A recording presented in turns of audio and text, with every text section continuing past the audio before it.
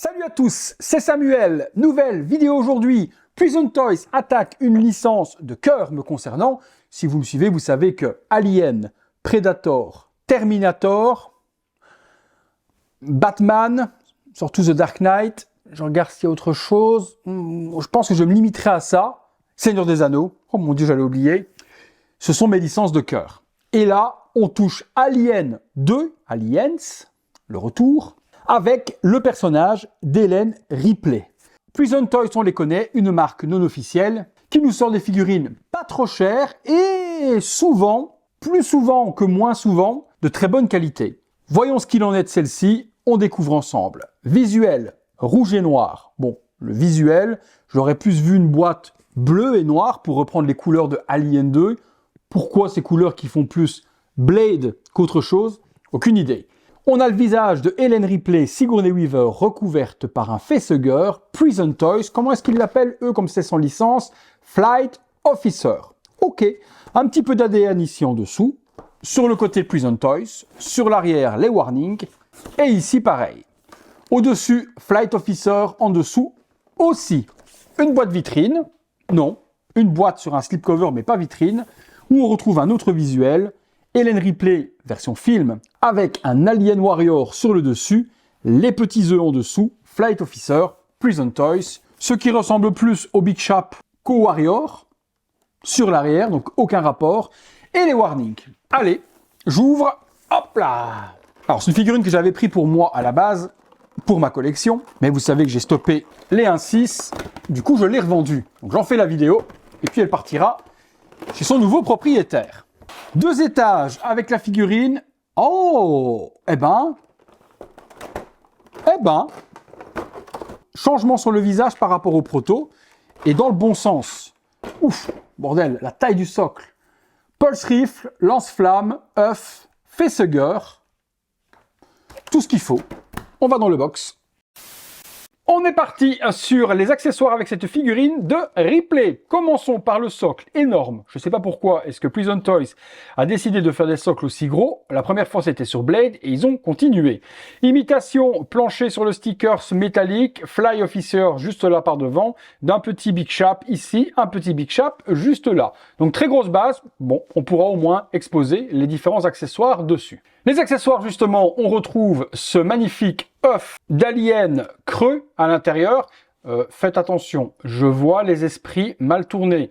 C'est un œuf pour y mettre un facehugger. N'allez pas mettre autre chose à l'intérieur, même si ça a l'air accueillant. Je vous vois venir. Petite peinture verte et noire avec un peu de slime dégueulasse ici sur le bas. Et puis les parties roses sur le dessus. Donc on a ensuite le petit facehugger qui est ici. Ah, lui il est plutôt bien. Très bien détaillé, on a l'espèce de vulve ici à l'intérieur où le téton va sortir pour pouvoir inséminer le corps d'un être humain. La peinture est cool, l'effet peau, skin, gluant, dégueulasse. Les petites pattes avec les petits doigts et les petits ongles sont bien faits aussi. Très joli item.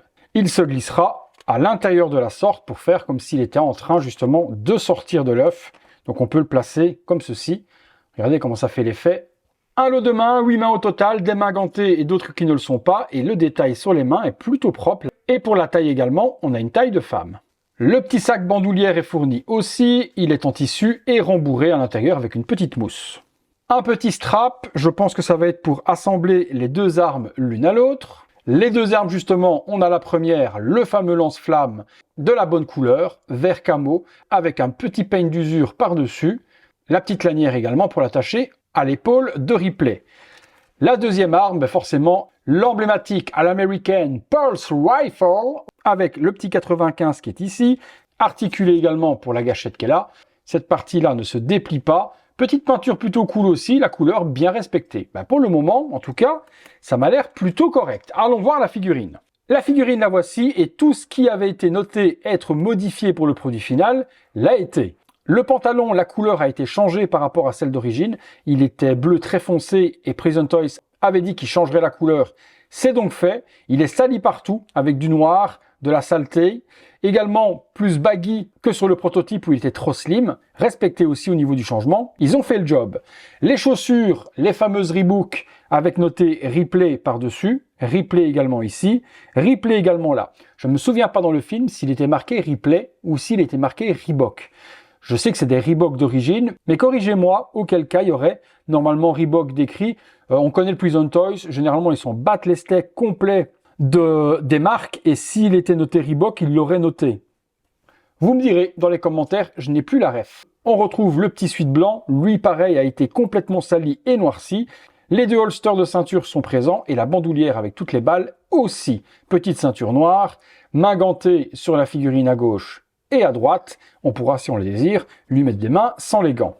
Très bon point également sur le body, pas d'articulation visible au niveau du coude. On est sur un bras seamless. Il faudra faire attention aux pliures forcément lorsqu'on mettra le bras pas plus que 90 degrés de la sorte, ne surtout pas le plier sur lui-même comme ça et le laisser longtemps dans cette pose. Concernant le visage, eh bien, j'ai l'impression qu'ils ont remplacé le visage du prototype par celui de Hot Toys de la première figurine Alien et qu'ils auraient recast, parce que je vois la bouche entrouverte, ça y ressemble très fort, et ils auraient peut-être juste changé le sculpte des cheveux pour avoir une coupe de cheveux Alien le retour et non pas la grosse choucroute qu'elle a dans le premier film. Personnellement, mon avis, eh bien, la tête fait le taf, je reconnais, Sigourney Weaver, sans problème, et puis cette petite bouche entrouverte un peu vénère, fonctionnera bien avec la pose, avec le Pulse Rifle et le lance-flamme. Vous me direz ce que vous en pensez de cette tête, Hot Toys, pas Hot Toys? J'attends vos commentaires. On se fait une ou deux pauses. Première pose simple, sortie de boîte, posée, juste les mains dans les poches. Petit souci au niveau des chaussures, je pense que pour ceux qui la recevront, il faudra les chauffer au décapeur thermique ou au sèche-cheveux afin de les ramollir et de pouvoir les plier. Sinon, le pied est trop incliné et elle tombe vers l'arrière. Donc là, on peut le voir à cet endroit-là qu'elle ne touche pas. Elle est sur la pointe des pieds, il faut donc simplement chauffer. On va l'accessoiriser, lui donner vie avec une ou deux poses. Voilà, une première petite pause, on en fera une deuxième après avec le facehugger. Première pause avec forcément les deux énormes guns dans la main.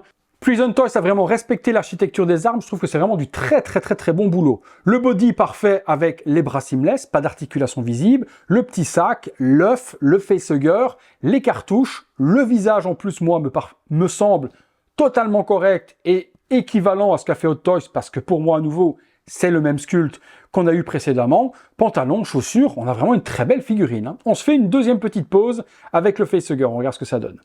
Et dernière petite pause avec le facehugger en train d'attaquer Ellen Ripley, l'œuf qui est juste à ses pieds, et puis également les armes dans le dos. Prison Toys ne s'est pas raté, ils nous ont fait une petite merveille dans la licence Alien 2, personnage pour accompagner l'Alien Warrior que Toys a sorti il y a quelques années.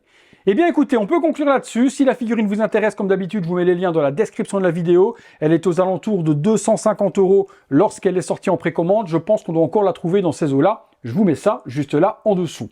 J'attends votre avis sur cette Ellen Ripley. Est-ce qu'elle fait pas simplement le job et tout ce qu'on demande, non pas à 350, 400 € comme aurait pu la sortir Hot Toys aujourd'hui. Là, on a quelque chose avec un très bon rapport qualité-prix.